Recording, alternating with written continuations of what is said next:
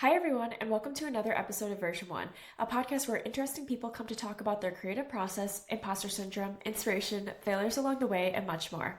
I'm your host, Waverly, and you can follow the show on Instagram at Version 1 Podcast and subscribe to our Substack, version1podcast.substack.com. You can also find me on buymeacoffee.com/Waverly Colville if you want to support the show. You can listen to this episode wherever you get your podcasts or head over to YouTube to watch the video version. Remember to leave us a nice review and rate us 5 stars. All right, let's get into the episode. Hi, everybody. I am here with my guest this week, Jessie Johnson, the founder of Life as a Strawberry. Jessie, welcome to the show. Thanks for having me. I'm so excited to get to talk to you today, and I have a feeling this conversation is going to make me very hungry. So awesome. So can we just start with having you introduce yourself and a little bit about what you do to the audience? Sure. So I'm Jessie. I'm the founder of Life as a Strawberry, which is a food and recipe website. It started as a personal food blog in 2012. I was just kind of looking for a hobby after I finished undergrad, and I had done all of my undergraduate research in food systems and sustainability. And so I wanted to kind of keep my feet in the food world while I applied for grad schools and worked and saved money a little bit. And these kind of newfangled things called food blogs had just popped up on the internet, and I thought that would be really fun to try. So I just started posting recipes online. I had grown up working in catering and community kitchens, and all of my undergraduate and graduate work was in food systems. So the food world was very familiar to me, and I really loved food people are the best people. I always have thought that. And it was a great way to kind of just keep myself immersed in food, knowing that that's what I wanted to study in grad school while I was working for some arts nonprofits. And by the time I finished my master's, the food blog was making about as much as I would have expected to make at an entry level nonprofit job. And I was in that very unique position of being really young and having no real commitments. Like I didn't have a mortgage or a car payment or anything, so I could kind of just jump off a cliff into doing this full time, and I did. And now it's 10 years later. It's my full time job. We have team members in 7 states, and we manage multiple websites and multiple verticals, kind of across a few different niches. So yeah, it's been a very strange uh, ride. It's one of these jobs that was completely made up as we went along, and I fell into it completely by accident. But now I just get to talk about food all day with really great people. So it's been really fun. That's incredible. You sound like you're probably one of the OGs because blogging was not a I mean, it's nowhere near where it is now, Yeah, the we, industry. So we like in the early 2010s, you sound like you're like one of the pioneers of the world, of the it blogging was, world. that's very nice of you. I think it was, looking back on it now, it's like, oh yeah, we were at the forefront of stuff, but really it was a bunch of us kind of in people's, like I made friends that I consider my real life friends in comment sections of other food blogs, because we would just, like, Instagram didn't exist yet, and the word influencer didn't exist yet, and we didn't have sponsored posts. Like, it's just such a different landscape now, which is wild. And now you say, like, oh, I'm a blogger, or I'm an influencer, or whatever, and people kind of nod and they're like, oh yeah, and everybody knows what that is. But at the time when you're like, well, I'm gonna take some pictures and then I'm gonna put them on the internet, and then people are maybe gonna look at it, people would look at you like, what are you talking about? So it was a little bit like the wild internet west. And it is also really funny because we always talk about some friends who have also been in the game for this long. It's, you kind of feel like a dinosaur at this point, because 15 years in internet years is so long, and we've seen so many things change, and so many new platforms emerge and new ways of creating content emerge. And so it's really exciting, and also it's it feels like it kind of never stops moving, and that can be really fun and also really strange. So Yeah, absolutely. In those beginning days of blogging, because the industry didn't really exist yet, mhm. so it's not like you could look to other blogs and be like, oh, this person figured out how to monetize it or became this big name. So when you were in those beginning days, did you see it as a creative outlet and that, or like a hobby and that's it? Or did you kind of have long-term vision of like, oh, wait, like maybe this could be something career related later on? Like, how did you see it in the beginning? I had no vision. It was totally just kind of a random side quest thing. My full intention was to maintain it kind of almost as a portfolio piece as I applied to grad schools, so that I could show people, like, hey, I took a job at an arts nonprofit and an educational nonprofit but I still care about food. Like here, I still am doing food things so that because I really wanted to study food systems again in a graduate program. And so for me, it was just kind of a way to stay competitive for grad school and also to marry this thing, food that I loved, with kind of my academic work and to write about food and talk about food. And I not really ever expecting anybody to read it. You know, my mom read it, but it wasn't, we didn't have kind of this inkling of where it was going to go. And for me, I also had bought a camera on like a Black Friday sale that I had not used. And so it was also a way of I have this thing sitting in my closet and I need to use this camera that I think it was like $200, which was so much money to me at that time. And I needed to justify that impulse buy that I had bought on this just 4 a.m. sale years before. And so I figured, oh, I'll learn to take pictures. I'll learn to use the camera. That'll be my fun artsy hobby. And then I'll go to grad school and I'll go work for a nonprofit and it'll all be great. And there were no ad networks yet. That was kind of the big thing. So today, when you start a website and you want to monetize it, you can apply to an ad network, which basically manages all of the ad space on your website for you. And they put all the ads in and they deal with all of the payments and everything. And when I started, that didn't exist. And so if you wanted to monetize your website, you either had to convince a brand that they should pay you, which at the time was not a thing. People did not do sponsored posts. You didn't get PR. You know, it was so, if you approached a brand to say something like, oh, I think we should work together, they would just kind of ignore you. And so it was not a thing that really was held up as a possible income stream. It was really just for fun. And bloggers became this very close-knit community. So everybody kind of knew each other at that point because you were all just kind of in it for the love of the game. You know, everybody was just, here's what I ate for lunch today. It also wasn't as serious as it is now. People weren't making our recipes. People weren't using these websites like they are now. And so really it was a little bit of a Dear Diary live journal kind of vibe. It was, here's what I made. Isn't that fun? Here's what I did today. And so that obviously has changed quite a bit. But really, ad networks and affiliate programs opening up in the mid 2010s completely changed the game. I think we got on our first ad network in 2014 or 2015. And that was the first time that I looked at the site and thought, oh, you could make money here. This could be a real job. And that would not have been possible even 5 years before that.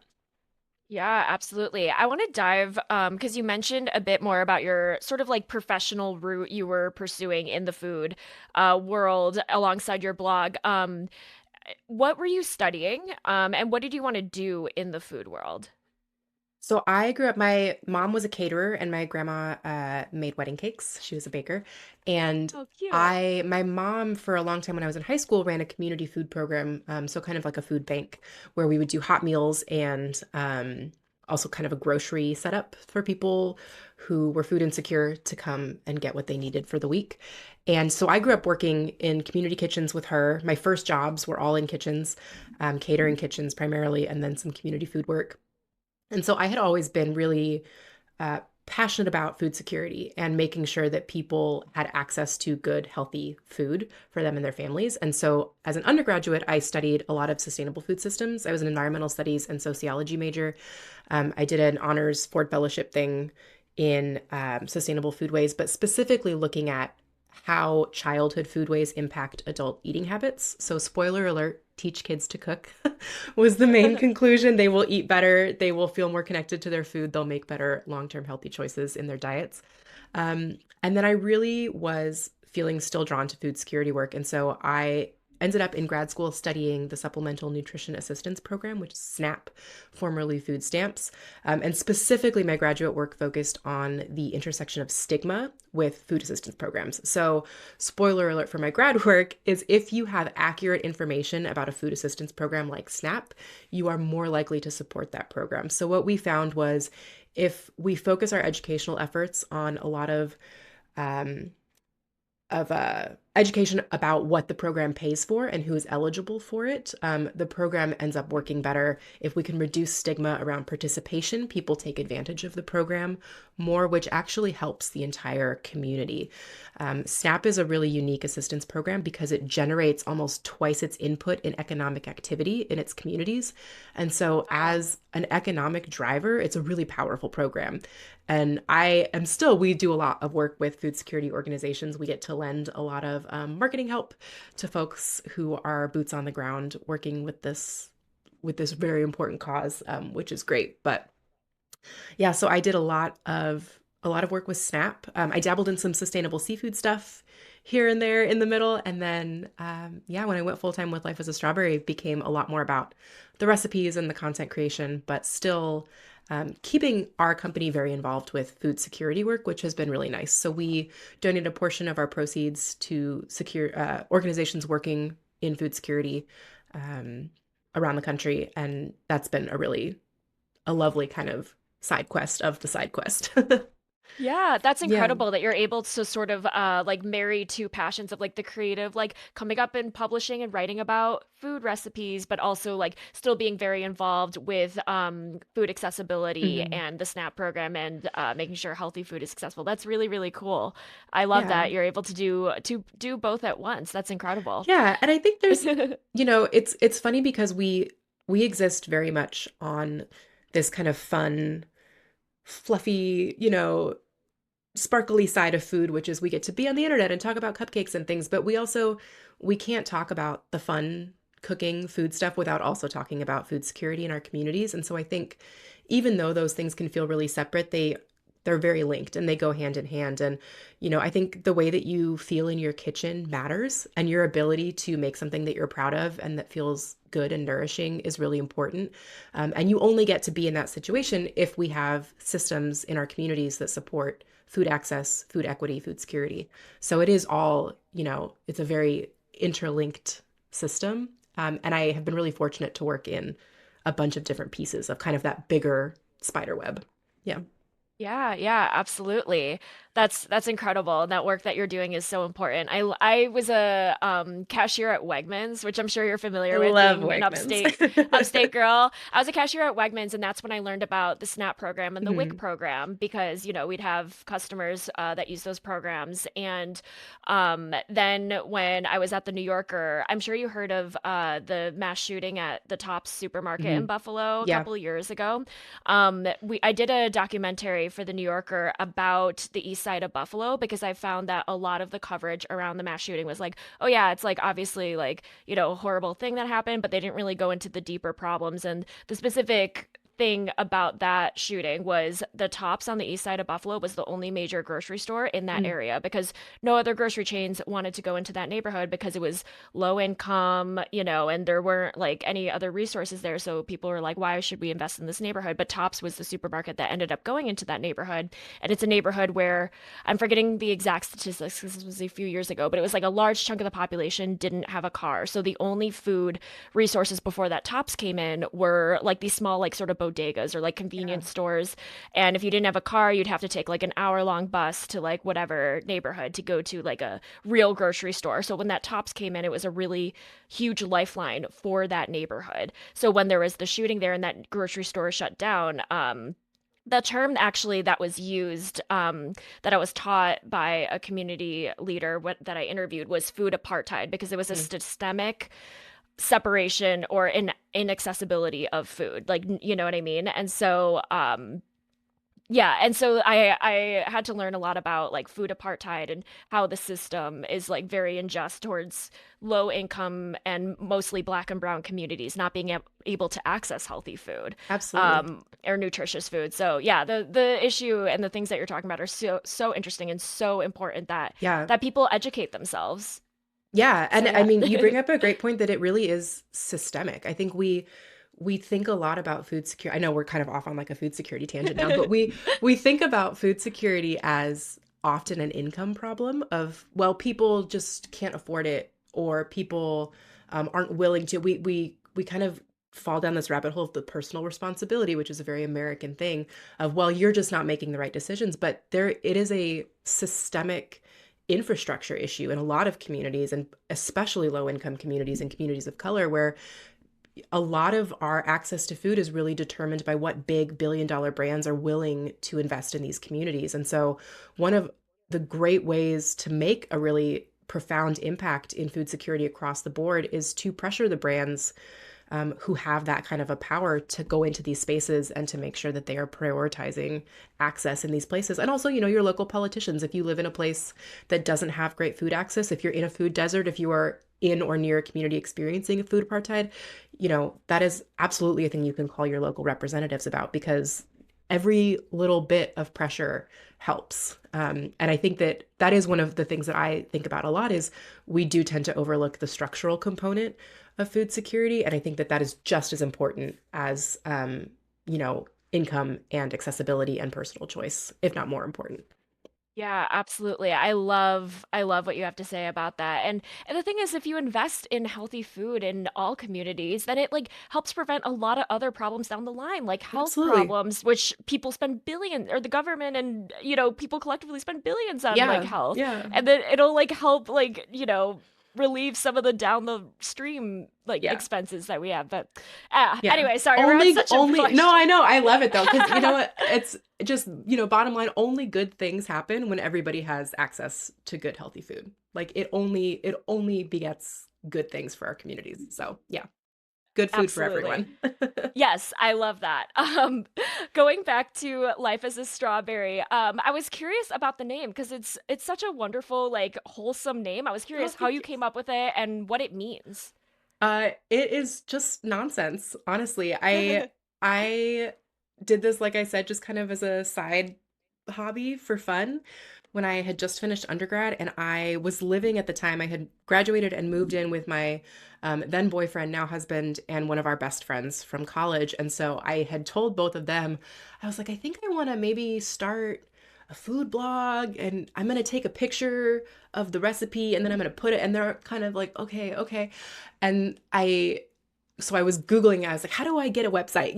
Just kind of all the very basic things that was a lot harder in those days. I think anybody who wants to start a website now, I'm so jealous of you because it's so easy. Like there are all these guides. It's amazing. But so we ended up going out to dinner, and I was like, we're going to sit here with my little legal pad until we have a good name that sounds like a food blog. And the three of us just kind of split a picture of margaritas and brainstormed for a few hours. And I was searching as we went on kind of the domain registrars to see what was available. And we had a couple great ideas that were already taken, which was a bummer, but landed on Life as a Strawberry and just kind of thought it sounded great and went with it and never looked back. And I wish that there was some deeper meaning to it. I really do, because I think people assume that there is. And I just am like, no, I was just really tired. And we had gone through a lot of ideas, and this was where we landed. But I love it now. So, but yes, it's just nonsense. Yep. Oh, I I love maybe would that. have done that a little bit differently in hindsight, but we love it now. We're very attached. That's awesome. And something that I read on your website that I would love to ask you about is on your in your bio, it says, "I'm Jessie and I like to talk about food." Mhm. And I found that line specifically very interesting because I think people in the food world might say like, I like to make food or I like to create recipes, but you say I like to talk about food, which I think is Yeah. like really specific. And so, when did you realize that communicating and talking about food was really your passion and your superpower? Not just making it. You know what I mean? Yeah, that's probably one of the most interesting questions I've ever been asked. Thank you. That was really nice. Um, I have always been a writer. When I was a kid, I wanted to grow up to be a writer. And so I went to college initially intending to study creative writing and to write. And as an undergrad, I wrote short, or as an undergrad, in high school, I wrote short stories and poems, and I entered all these contests, and I always was going to be a writer. And so I think the communication piece has always kind of been there. And it's one of those things where when you're a kid, you're just kind of trying 100 different things all the time. And then as you get older, you can kind of look back and pick out a thread, maybe looking through your own history. But for me, it was really building entrepreneurial things. I mean, as a kid, I started a doggy daycare business, and I made a newsletter for my neighborhood, and I went door to door selling it. Like I did all of these kind of, oh, fun little kid things that in hindsight was all kind of training for starting a company. Um, but always writing. I went to college thinking I would be a writer. I really have always been a very written communication person, and that's always been where I feel really comfortable and where I feel like I do the best job of getting my point across or of communicating. I feel like I'm a much better written communicator than I am on video or in person. I that's just always kind of been the way that I operate. And so I was always going to be a writer. And then I started taking environmental studies classes. And I realized that my experience working in community kitchens had actually been very unusual. And so I grew up in the Pacific Northwest. I moved to the Midwest for college. And I realized, like a lot of people who move away from their hometown for the first time, that the world is much bigger than you think it is, and that it's a much wider array of life experiences that you kind of walk into when you become a grown up for the first real time in your life. And realizing how much I really cared about this stuff that I had kind of grown up with and taken for granted. And so all of that kind of combined to push me in the direction of environmental studies and sustainability. And then finding that there was actually a really happy kind of in between place for me to write and do this really detailed academic research that married kind of that love for writing and for research and for this kind of deep thinking about the world with these causes that were really important to me. And so I really fell in love with research. I ended up doing a ton of undergraduate research. I did a undergrad Ford Fellowship and ended up doing a whole summer of qualitative work as an undergrad. And then I did an honors project in undergrad, which at our college was kind of like a dissertation. So you had to defend it in front of a faculty committee in order to pass. And then I did my master's hoping for the same thing. I really was craving more kind of primary research work. And so I found that I really not only was good at translating these really big, complicated concepts into academic papers, but I really enjoyed it. And I think as I was moving through the academic side of things, the other thing that really bugged me was how kind of not removed academia is from the real world, but it's hard to get at that information if you're not in that world. A lot of academic work is behind a paywall. A lot of academic work is just really dense. We have if you don't know how to read a bunch of statistics or stuff, which why would you unless you were doing that as your career, it can be really hard to understand. And I think that the kind of result of that is that we get a lot of oversimplified clickbaity headlines in the news where people kind of cherry pick what's happening in the academic research, and it gets just kind of misconstrued and a little bit muddy in public. And so I found kind of as I was finishing my master's that I really wanted to find a way to bridge this gap between this very rigorous, detail-oriented academic writing, which I loved and was good at and thought was really important, but also kind of this public-facing, friend-to-friend conversation style. And so part of what we try to do with Life as a Strawberry, what I try to do is still bring a lot of that stuff in where we can. So our email list in particular gets a lot of emails where I'm like, okay, today's an academic rant. Everybody buckle up. And I get to write a little bit like that again, which is really nice. But also, it's the same kind of feeling you get if you see a bunch of commercials on TV for a pair of shoes or something, you might be like, oh, cool, whatever. But if your best friend who you trust implicitly is like, these shoes, you got to get them. Like that means something different. And so I have found it's been really, really lovely to kind of build this relationship with the Life as a Strawberry audience and then get to be that person who's like, hey, this report that just came out is actually really important. We need to talk about it. And to be able to have those conversations in kind of this casual way, but also be able to apply that kind of academic training that I went through to be able to kind of translate a lot of this stuff for folks who might not be in that world. Because, if you're on our email list just because you want cool dinner ideas, you might necessarily you might not necessarily be up on like all of the farm bill legislation or all of the new challenges facing SNAP benefits. So to be able to kind of thread that stuff in an organic way for people um, has been a really surprising side effect of doing this for a living. And it's been really, really nice. And our audience is just the best. Our readers are so great. And so they're really fun to talk about this stuff with.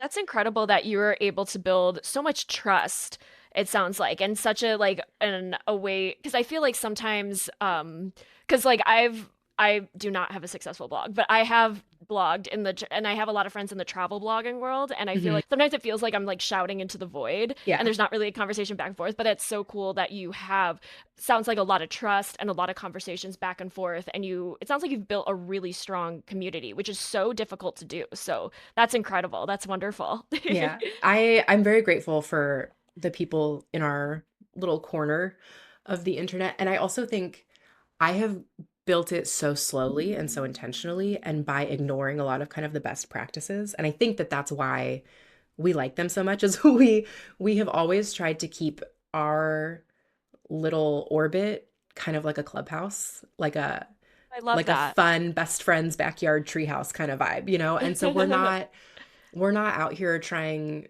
to get everybody we ever see onto our email list. You know, we're trying really to speak to people who want good recipes, who like our vibe and our way of doing things, and who are here for kind of some of these hard conversations that we've had over the years. And we definitely, we lose people when we talk about stuff like that all the time. And that just kind of comes with the territory.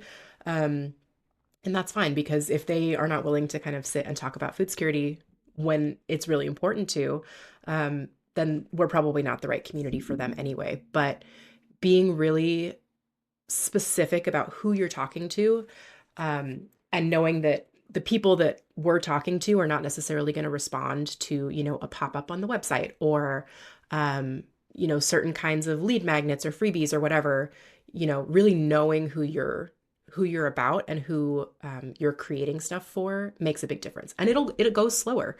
I know people who do these big kind of list building pushes for their email list and they get tens or hundreds of thousands of subscribers at once. And that's great for them. And that's just not how we operate because we prefer to move a little bit slower and more intentionally. And, I think that's worked out really well for us, but has also been hard at times because it is hard to feel like you're moving a little bit slower, even if you know that it's the right thing to do. So yeah, but I love our little crew.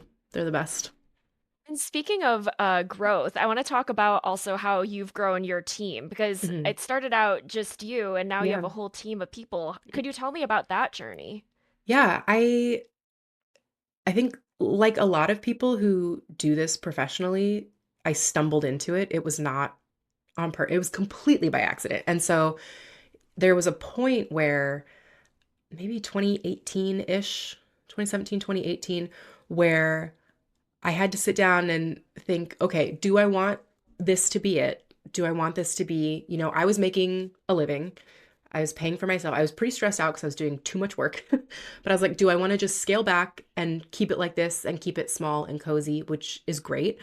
Or do I want to turn this into something bigger? And there was kind of this understanding that you can't kind of do it halfway, So I can't be like, let me try an employee or let me try this. And if it doesn't work out, whatever, I had to be really all in on the vision for either I want to grow this into a media company and I want to, you know, expand and hire people and run this thing, or I want to just be able to sit in my house and talk about bread and, be kind of cozy and do what I want.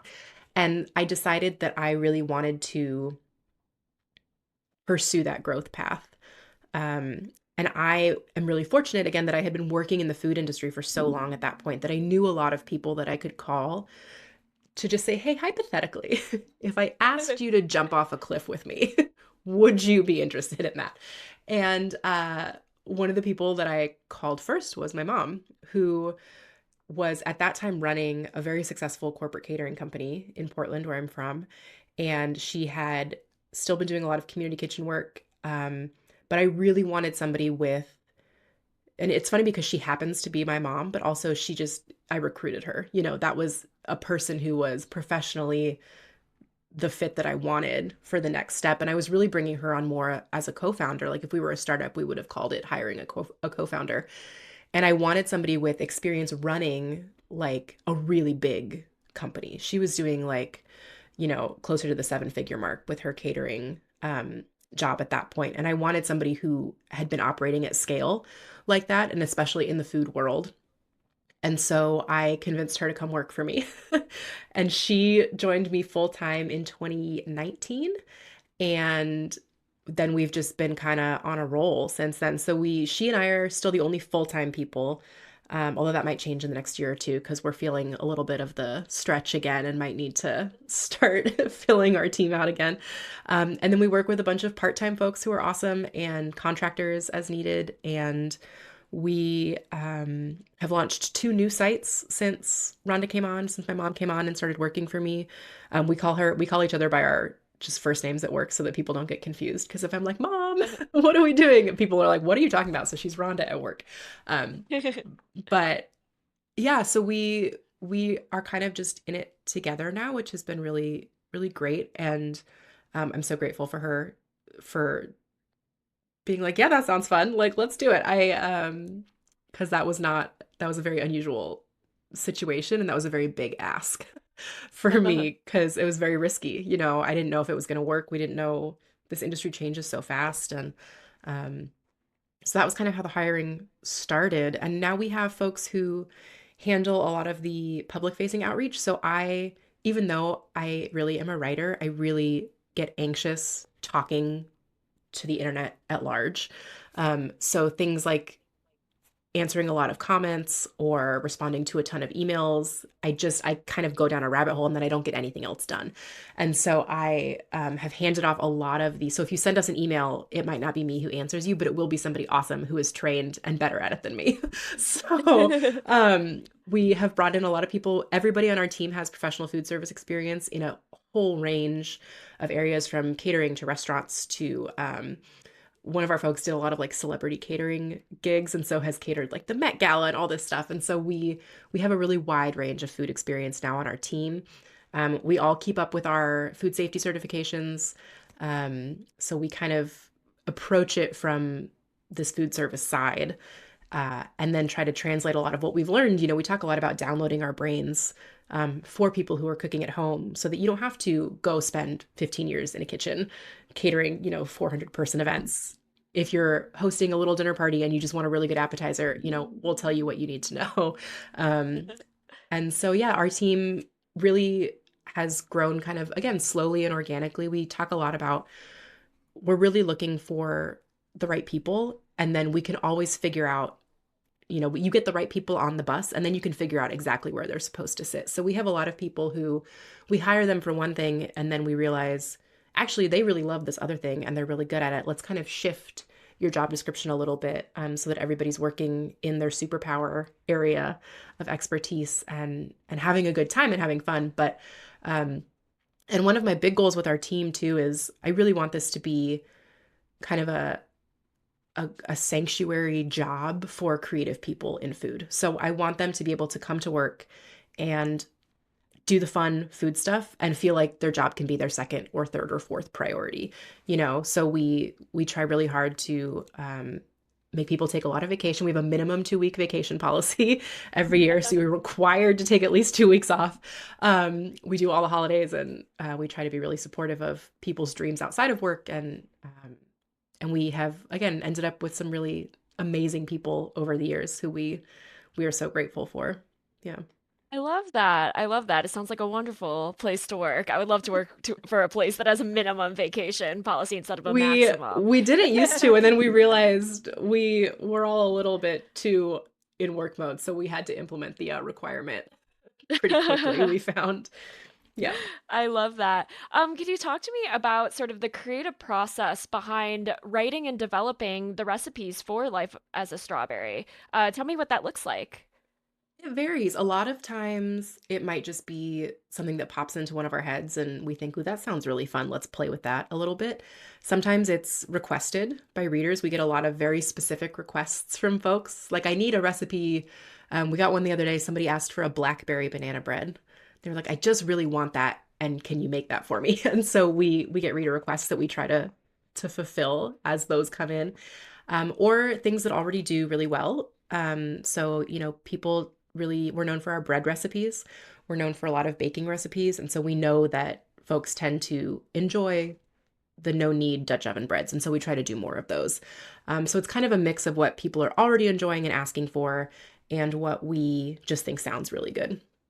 And then typically how it works is we have an editorial calendar meeting where we go through, we all keep running lists of ideas. Everybody who works here just kind of has a running, like, every thought that pops into their head about something that would taste good.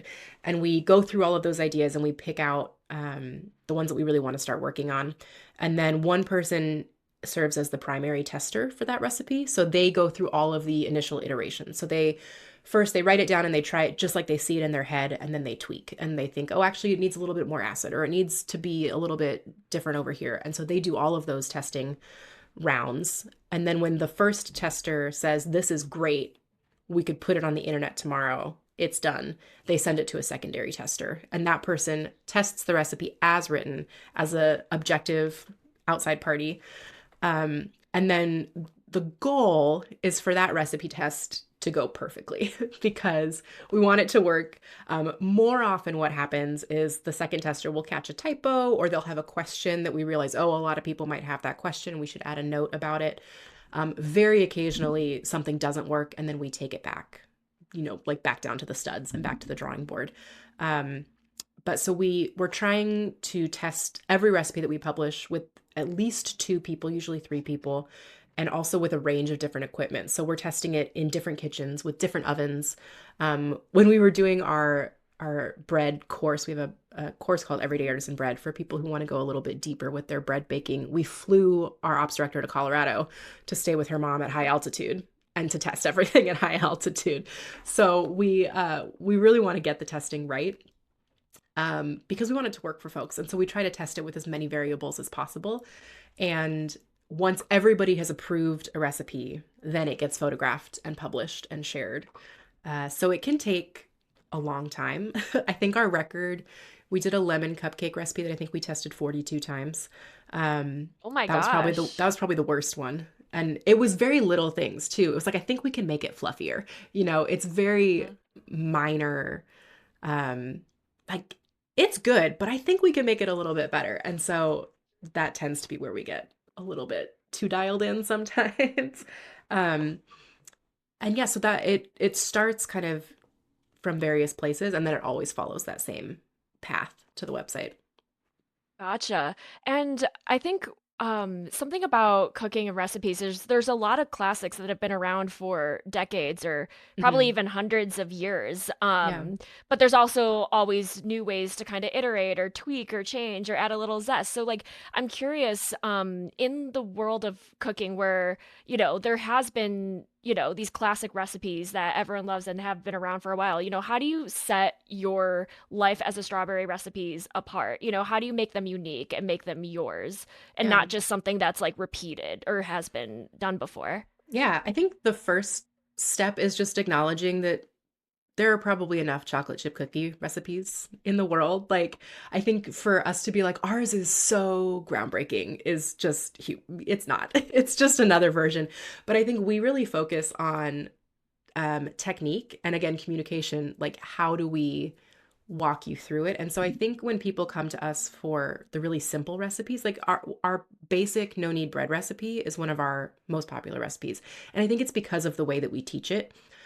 As opposed to, bread is 4 ingredients. It's flour, water, salt, yeast. That's it. It's not, and so is our bread. Like, our bread, like all bread, is 4 ingredients. And so there's only so much, there are only so many things you can do differently inside of a really classic basic recipe itself. And so we know that, and are not necessarily trying to compete, I guess, on the look how different ours is, but more on the here's how we teach. And if that teaching style works for you, we're the place you want to be. Because, some people are really visual learners. Some people would prefer to listen. Some people, everybody has a different style that's going to work best for them in their kitchen. And so we have kind of really dialed into the teaching style that we think we do really well. And that's really more where our focus is, as opposed, especially for those really classic, like a chocolate chip cookie or a bread recipe. Really our differentiating quality is that we test it a lot with a bunch of different equipment. We test our recipes very, very in depth. And also we take a picture of every single step. So you're going to know, our goal is for you to be able to scroll through the post really fast and it to feel like a flip book so that you can just see the whole thing really quickly. And we try to include a video. So if you're a video person and you want to skip the text, you can. So just kind of giving you as many options as possible so that you can choose your own adventure on your way to getting to the recipe. But yeah, and and also there are still 1,000 bread recipes on the internet. So some people are going to like ours and some people won't, and that's fine. But and it's funny because we often will come up with we put up just a basic vinaigrette a couple weeks ago. And we, as people who'd worked in the food industry, were like, that might be too simple. I don't know if people want that. But we had been asked for it enough times because, again, we forget that we did this professionally. And there are a lot of things that feel really basic to you when you're doing it every single day. They're not basic to a lot of people who have not learned that. And so one of our goals really as a team is to meet people where they are, and serve without judgment. And so if you haven't learned to bake a vinaigrette, no worries. We are here. We try to really think of ourselves like a cheerleader with you in the kitchen, holding your hand and clapping every time you do something right. Because that's just kind of what you need sometimes. And so, yeah, we try to give that kind of experience with all of our recipes. Yeah, I love that. I was wondering if you could share any experiences with a failure or a setback that you've experienced that ended up teaching you an important lesson that you use. Yeah. I mean, how much time do you have? I actually, I just sent an email about this. I write a newsletter for other professional food bloggers, and I just sent one about all the things that didn't work. And I think a big one early on was print products. So in 2015, I wanted to do a calendar. I was like, I'm going to pick my best pictures and we're going to make a calendar and everybody's going to love it. And my grandma bought one and that was it. And so I think a lot of product forays have not worked at all. We launched a meal planning course, an online course in 2017, 2018. And everybody had been asking me for it. So I thought it was a slam dunk. They were like, I just need better systems for meal planning. I want to be better at, figuring out my shopping list. And so I did this whole online course and I recorded all this stuff and I think it sold 8. And it turns out that people really didn't want to learn how to do the work. They just wanted the work done for them. And so what people were telling me that they wanted was not what they actually wanted. And so that absolutely changed how we do research, audience research before we launch a new product or even when we're putting out new recipes, because we really try to drill down to the heart of, okay, here's what you're saying, but what are you actually asking for? So that we can be as helpful as possible for folks. And I think a lot of times what you think you want is just not what you're really getting at. And so even if you're coming to us and saying, I really want a meal planning resource, maybe you think that that's what you want, but we can kind of ask you some follow-up questions to get at the heart of it a little bit more. And, oh, actually what you want is a done for you meal plan that you can print out or whatever. So that has been, that was a very frustrating lesson, but has definitely changed the way that we approach product creation. And also that course was a ton of work, and we talk a lot about setting the foundation for future projects. And so we document everything. And the bones of that course ended up being the foundation for our bread course, which we launched in 2020, totally by accident, and has done really well. And so we still, even though the meal planning course was objectively kind of a fail, all of the pieces of it became puzzle pieces that then went into a new project and saved us a ton of time when we were building out the bread course, because I already had all of this copy written for the emails. I already had figured out all of the software that we needed. Um, so even though it did not go great in the moment, all of that work that we had done came back around and saved us a ton of time down the line, which was great. Yeah, you never know how your mistakes or your failures might Yeah. play a role in like a future like successful thing. Because I Yeah. mean, launching a bread course in 2020, like bread was all the rage when everyone Yeah. was locked in. So that's like the perfect time. Yeah. And we had been working on that for like a year at that point. And we had always planned to launch on March 15th, 2020. And Oh my God. we announced it, I think, a week or two before. And then everything shut down. And so we were like, hey, funny story. We have something for you. But the timing of that was ridiculous. Yeah, that's It was such a crazy so weird. coincidence. Yeah. It It was a was meant very to be. strange, yeah, it was a very strange time to be like, actually, since you're stuck at Yeah. home, we got you a present. But yeah, and that it ended up being really great and yeah, wild timing. Absolutely. What does a typical day in your life look like? It depends, which is, I know not a very fun answer, but I try to batch stuff as much as possible. So I will tend to have 1 or 2 days a week that are just my shoot days. And so we're doing everything in the kitchen. So we're taking pictures or video or doing recipe testing, and all of that kind of happens at once. And often, what I'll do is I'll do a big testing or shoot day and do like 12 or 15 recipes and then box everything up and have people pick it up at the end. And we have kind of outside taste testers who help us eat everything because we eat everything that we make. We don't toss stuff if we can help it. And so, a lot of times, if we're testing a lot of stuff side by side, I pack it all up, and friends get like frantic texts like, can you come get cookies, please? And then they get instructions on the boxes. So like, I need you to tell me if you like cookie 1, 2, or 3 better, and if so, why? And does this one taste like too much vanilla? Or, there's a lot of very specific questions attached, which is great because then we get all this feedback from people who are actually eating the food. But so all of that stuff tends to happen in a big, busy day. And then I have admin days where I'm just kind of in the office doing interviews or doing emails or computer stuff.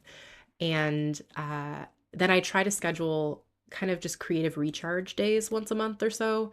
And I call them my CEO days, and I take all of my meetings off the calendar. So for all intents and purposes, I'm out of office, but that gives me a chance to sit down and do kind of the strategy stuff and to make time for the big picture work that is very easy to kind of ignore when you're mired in the day to day.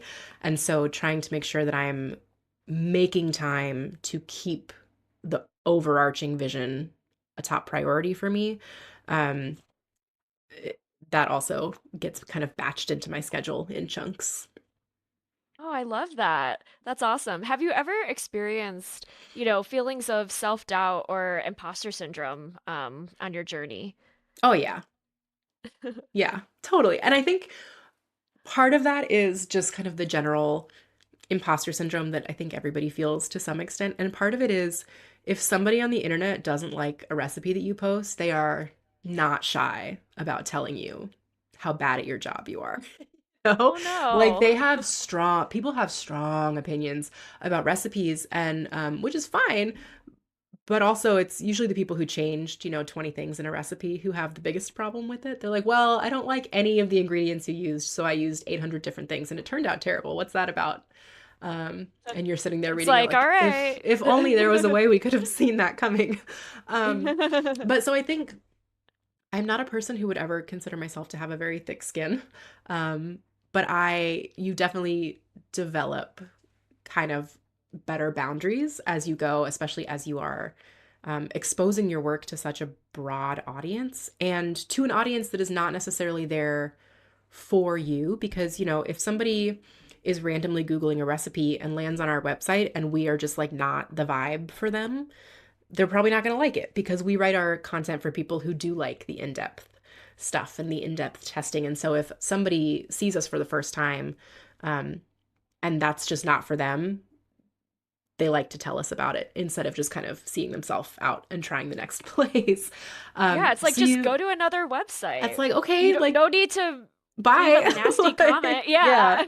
So people, I think, have gotten, and I think that's everybody who does work on the internet, it's people have gotten really comfortable critiquing everything that they see, as opposed to kind of participating in the curation of their own intake of information. And so I think that's like a bigger, issue that we could talk for hours and hours about. But yeah, so better boundaries, I think, help with the imposter syndrome a lot. And, knowing that this is not my whole life and that there are people who are much more confident than me out there being very loud about their businesses, who maybe don't have as much experience or, don't test the recipes as well. So you kind of learn to look at yourself on a spectrum too, of it's always a sliding scale of where you are, and knowing again who you're making your creative work for helps a lot, because I think that getting really clear on our audience and what they like and resonate with makes it also really easy, because I'm like, well, I don't care if XYZ person from Google likes it. I care if, Jane, our person, likes it. And so that helps a lot too, to know that the person that you're making something for likes it and that it's working for that person. It makes it a lot easier to ignore kind of more of the noise.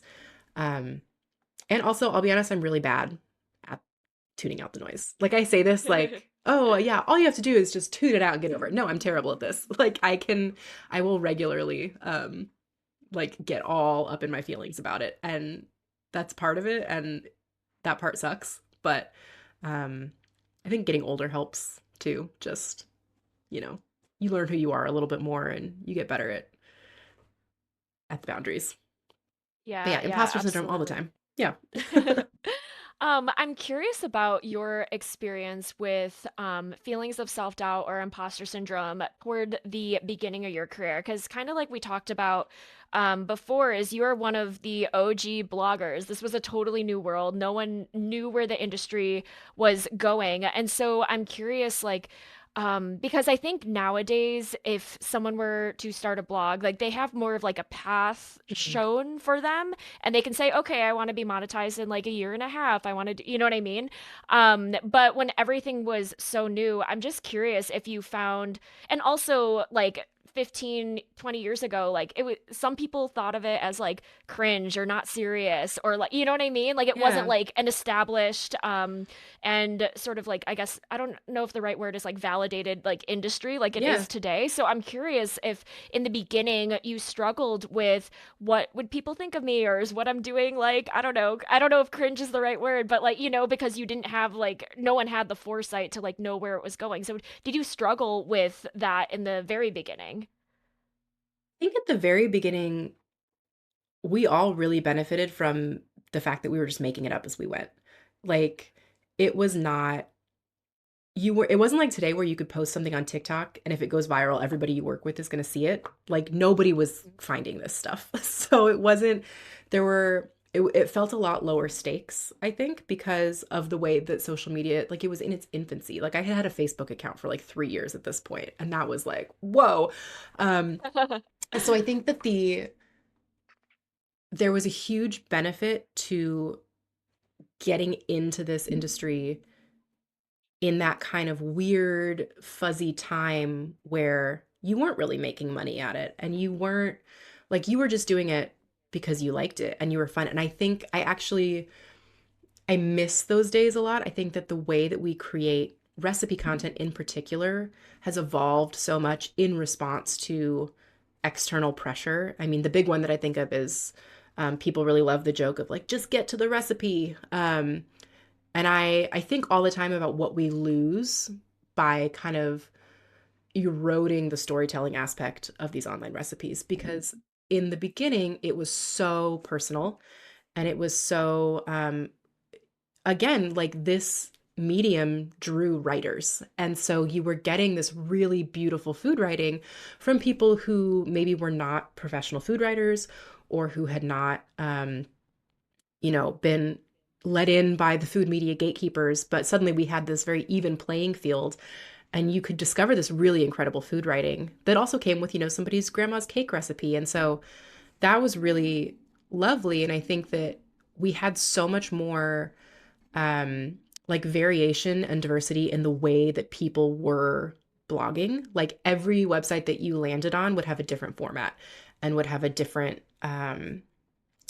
like storytelling style. And now I think a lot of them, ours included, because you kind of have to play the game to stay in the industry, have really stripped a lot of that personality out. And I think that that is actually, that has done us all a disservice, which again is like a bigger conversation. But so I think that there was this really incredible, looking back on it, this really incredible freedom in starting this kind of business in that time where there was no pressure on it. It was just like to make food and to talk about food and to talk to other people who were talking about food. And now I think, you know, you mentioned, oh, you can start a website and have a goal to be monetized by XYZ date. And people do that. You know, people start sites and we hear people all the time who are like, well, I want to be on an ad network by Christmas, or I want to be, I want to have 100,000 email subscribers by February or whatever.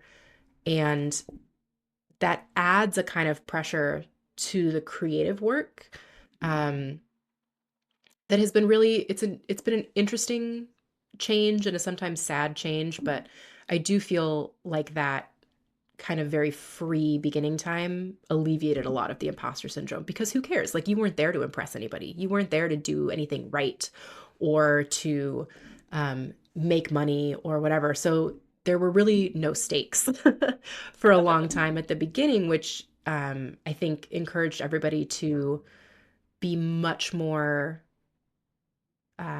like, we took a lot more risks. People really prioritized kind of honing their own voice and their own craft in a much different way than we do now, where we're all, us included, kind of at the mercy of a lot of these algorithms. Totally, totally. I love that perspective. Thank you for sharing. Yeah. What is your definition of success? For me, it's a lot of time freedom. I I I'm kind of uh like a creative wanderer, I think. So I like to dabble in all kinds of different art. And I think some people, my brother is an actor and he has always known that he is supposed to act. Like, acting is his art. And I kind of envy his certainty sometimes, because it's acting. Like, that is the thing. And I have more been a person who wakes up every day and just knows I need to make things. And what that thing is kind of whatever, you know? And so I am so grateful to have landed in this creative career where I get to write and do photography and manage all of these really incredible creative people. And also to do all kinds of little creative side quests. And, you know, I got really into bookbinding a few weeks ago because I had a book spine that broke, and I was like, I'm gonna watch 1,000 YouTube videos and order some bookbinding supplies and like start repairing all of these old books that are falling apart. And so for me, it's like I kind of hop between a lot of artistic pursuits. But yeah, it's, you know, or being able to take off work when I'm sick and not worry about it. And being able to give my staff time freedom. We took all of December and most of January off this last I holiday, love that. which was great because you need kind of creative recharge time and all of that stuff. So yeah. Absolutely. How would you like life as a strawberry to change or evolve in the future? I really think a lot about extricating myself from the day-to-day content creation a lot. So really what we're trying to do now is get me out of a lot of the little things as much as possible. So I still do the bulk of our food photography, which I'm an okay photographer, but that's not my sweet spot. You know, that's not, there are people who could do that much better than me. And so we are really trying to prioritize hiring people who are awesome at what they do and love what they do, and kind of keep everybody in this little pocket of their own superpowers as much as we can. And that includes me, because when you're starting a business and running a business, you're doing everything all the time, always, and it's a lot. And so now we're at this point where I'm really thinking about what the next iteration of Life as a Strawberry looks like. And that to me feels more like me in a creative director role, as opposed to being like boots on the ground, taking the pictures, doing the content every single day.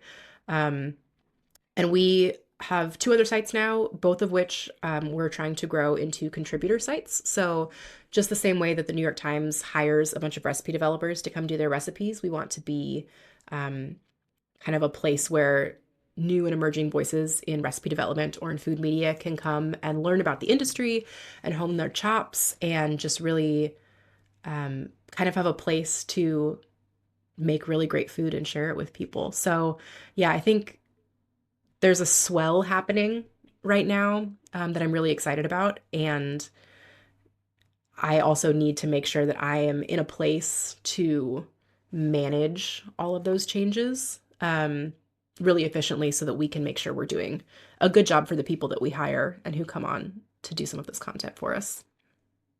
Absolutely. All right, Jessie, this has been wonderful. Thank you so much for joining. Are you ready to move into the lightning round? Oh, yes. Let's do it. All right. What is something new that you've tried lately? Bookbinding. Yeah. Yeah, I love that. That's so cool. All right. Do you have a lesson or a message that you would like to share with listeners? Ooh. Mm.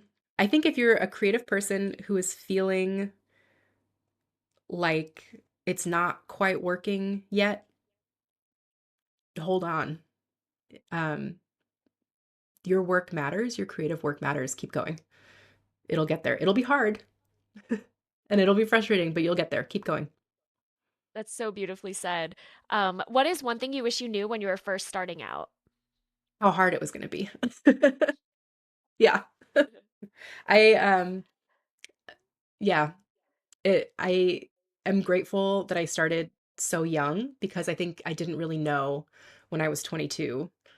Like I didn't know to be scared of things. Um and that I think was a huge boon to me building this business. Yeah, but it's hard and kind of hand in hand with that, like I wish I knew how hard it was going to be, but more than that, I wish I knew how important it was going to be to get really good support systems in place. And if I had had better boundaries earlier, I think I would have been in a better spot. Yeah. I love that. Okay, and I have one bonus question for you. So, I am about to turn 30 and I'm having a small 30th birthday party with like 6 or 7 people, just like with some of my friends coming over. What is one recipe you would recommend that I make for my birthday Oh party? my gosh. Um, we have a chocolate sheet cake on our website that is my grandmother's sheet cake recipe, who was a Oh, baker. beautiful. And it makes like a Texas sheet cake or a 9 by 13 or cupcakes or whatever. And it is so good. And there's like a fudge frosting that sets into like a kind of a toothy fudge texture. Um, and it's really good. So if you want just like a Thank you. good, solid birthday cake, that's the one every time. Perfect. Thank you for your recommendation. I Yeah. will look it up after this episode. Thank you so much for joining, Jessie. This has been wonderful. Could you tell everybody where they can find you, follow you, make one of your delicious recipes, all of the things? Yeah, so you can find us at lifeasastrawberry.com. And that is our flagship food and recipe site. And we have all kinds of bread baking resources and dessert things. And if you are a food blogger, I do a newsletter for professional food bloggers, and you can find that at lifeasastrawberry.com/bloggers. Wonderful. Thank you so much, Jessie. Thank you. This was fun.